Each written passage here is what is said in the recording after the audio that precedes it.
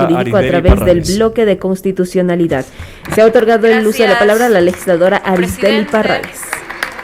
Gracias, compañeros legisladores. Muy buenos días a todos y muy buenos días a todos quienes nos ven a través de los medios legislativos durante el tratamiento de este proyecto de ley que es absolutamente necesario para el país. Y aquí recordar nuestra historia, recordar lo que ha sido el país es importante. En el Ecuador, la esclavitud fue abolida formalmente en 1851 durante la Revolución del 17 de julio, liderada por el general José María Urbina. Sí, hace casi ya 200 años. Muchas gracias, querido compañero. Hace casi ya 200 años. Sin embargo, dicha abolición no se ha terminado de concretar en términos concretos, en términos materiales, ya que esta práctica persiste bajo formas análogas como la servidumbre de la gleba, pese a que de manera expresa nuestra Constitución garantista de derechos, en su artículo 66, numeral 29, literal 9, señala la prohibición de la esclavitud. Por eso, archivar, como lo han propuesto desde la comisión a la que pertenezco, pero que durante este tratamiento mi voto fue en contra, archivar este proyecto de ley no solamente se constituye en un error técnico, sino que significaría permitir la impunidad que ha permitido la esclavitud moderna en nuestro país, como lo evidenció la sentencia 1072-21 JP del 2024 de la Corte Constitucional en el doloroso caso Furukawa. Un caso que reveló un horror que duró más de 5 décadas. Trabajadores y sus familias mantenidos en campamentos sin acceso a agua potable, sin acceso a salud, derechos básicos mínimos y bajo figuras contractuales ficticias, como el arrendamiento, que encubrían servidumbre de la gleba.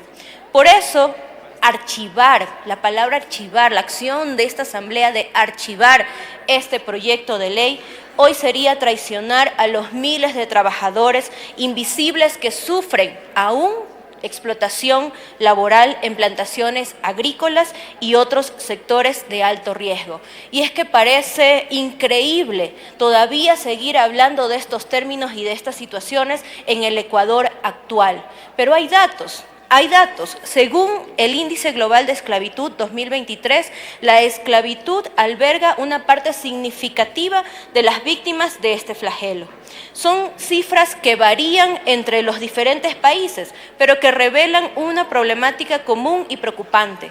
En Ecuador se estima que hay 135.000 personas sometidas a esta condición, lo que representa una prevalencia de 7.6 por cada 100.000 habitantes. Estos datos incluyen trabajo forzoso en el sector agrícola, donde el 70% de las víctimas son explotadas en plantaciones de abacá, de banano y otros cultivos.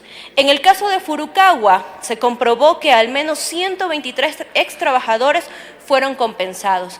Pero ¿qué pasa con los cientos de familias que incluye este flagelo y que sufrieron en silencio por décadas con un Estado ausente y también con un Estado cómplice por conflictos de intereses de sus inspectores?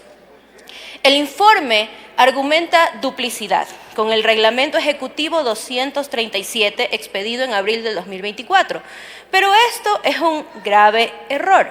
Mis observaciones al informe para primer debate demuestran que el reglamento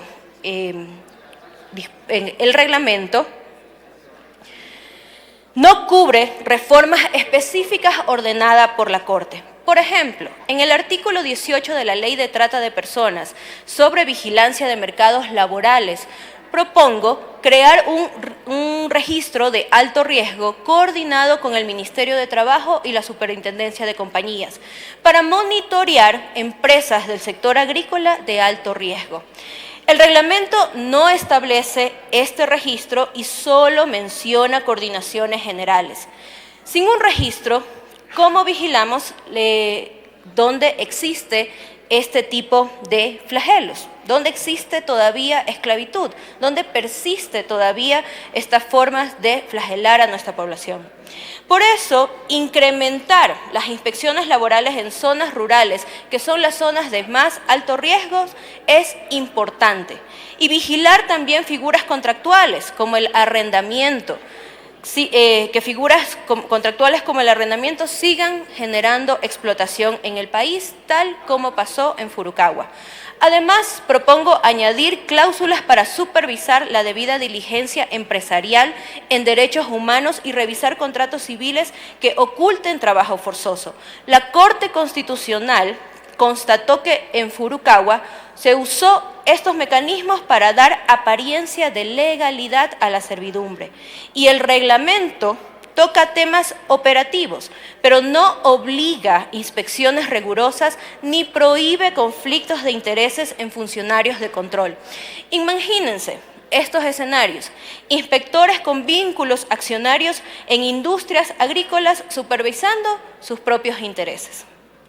Esto es lo que permitió la impunidad en Furukawa. Y mis observaciones también incluyen una disposición general para reformar normativa interna y prohibir tales conflictos, extendiéndose a cuerpos como el Código de Trabajo y la Ley de Compañías. La Comisión y también los discursos ya esgrimidos en este pleno también alegan invasión de competencias del Ejecutivo, duplicidad en artículos como el 7.1, el 31.1, el 31.2 y el 43.1. Esto es sencillamente falso. El proyecto no traslada funciones administrativas u operativas, sino que establece el marco legal para que el Comité Interinstitucional identifique víctimas colectivas sin denuncia previa, superando esta falla estatal condenada por la Corte Constitucional. En Furukawa, muchas víctimas no accedieron a denuncias por miedo, por aislamiento, por desconocimiento. Y el reglamento existente no prevé protocolos especializados para vulneraciones sistemáticas. Y sobre la prevención laboral, el monitoreo digital de ofertas laborales e inspecciones aleatorias en zonas rurales no son duplicados, son mandatos legales para operativizar la debida diligencia y que el reglamento no quede en términos vagos. En cuanto a la factibilidad financiera, otro tema que también toca este informe, la Comisión invoca los artículos 286 y 287 de la Constitución, alegando gasto adicional sin fuentes. Esto, compañeros asambleístas, no es un nuevo gasto, es una reasignación ética. El proyecto no crea estructuras nuevas o masivas. Fortalece las existentes, como el equipo de casos, con recursos ya presupuestados en el Comité Interinstitucional. Implementar un registro o protocolos cuesta muchísimo menos que las reparaciones por inacción estatal, como las ordenadas en Furukawa, compensaciones económicas, documentos simbólicos y disculpas públicas. Archivar por sostenibilidad fiscal ignora que la esclavitud moderna cuesta millones de dólares en productividad perdida y en violaciones de derechos. Según estimaciones de la OIT, donde el trabajo forzoso genera pérdidas globales por 150 millones de dólares anuales.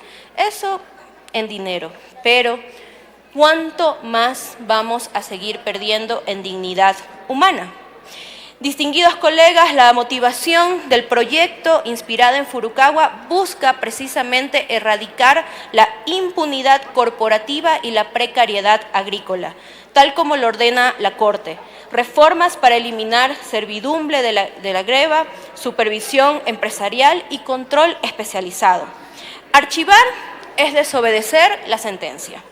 Es perpetuar la ausencia estatal y es condenar a más víctimas. No es redundancia, es urgencia. La situación es aún más crítica en el ámbito rural, donde la informalidad llega al 77.6%, de acuerdo con los mismos datos de la Encuesta Nacional de Empleo, Desempleo y Subempleo. En el agro, el trabajo formal no es la excepción, lamentablemente parece ser la norma. Compañeros asambleístas, procedamos al debate. Incorporemos observaciones, cumplamos con nuestro deber constitucional.